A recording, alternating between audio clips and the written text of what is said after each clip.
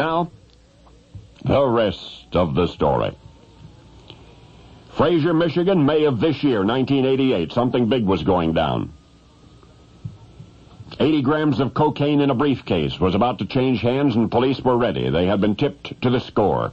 A surveillance unit had been set up in the suspect's apartment building complex in the parking lot.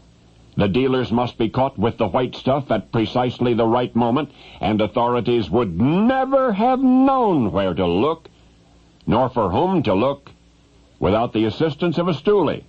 And his identity, well, that's the rest of the story. The following facts are alleged. Sources include Lieutenant Carl Smith of the Fraser Police Department, Ronald Wolber, Public Safety Director. There were 3 dealers in the gang. Their names were Stewart, Sawyer, and Tresconi.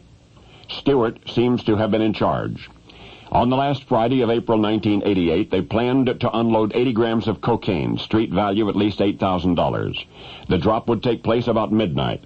But shortly before 9 that same evening, only 3 hours before the dealers were to have left the apartment, a stool pigeon sang for the man, and he patiently gave a detailed description of the gang's operations. He told the police how much cocaine was being sold and how it would be transported. He even related the name and the address of the ringleader, a 28-year-old tough guy from Sterling Heights named Jim Stewart.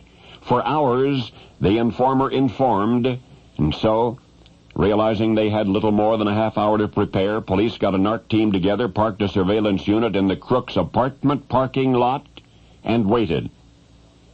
And as it turned out, everything the stoolie had said was 100% true.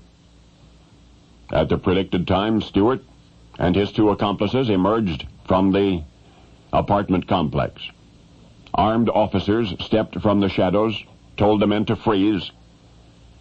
Outmanned, outgunned, and boxed in, the bad guys gave up. Utterly astonished. They were utterly astonished that their super-secret plans, that their carefully guarded plans had been uncovered.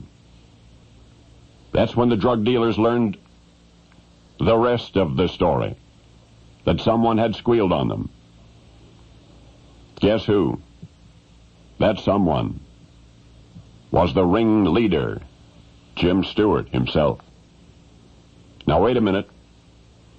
Stewart didn't know he'd been a stool pigeon until authorities told him how. You happen to know what a baby monitor is? A baby monitor?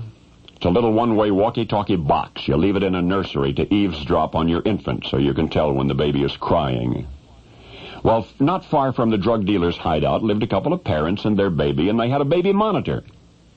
But this baby monitor was somehow tuned in on dealer Jim Stewart's cordless telephone, so as Stewart planned the cocaine drop by telephone, the neighbor parents listened in, and they invited police to do the same.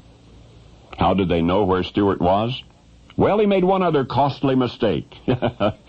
On his cordless telephone, he'd ordered a pizza. And in the process, he carefully, distinctly gave his name and his address. And now you know the rest of the story.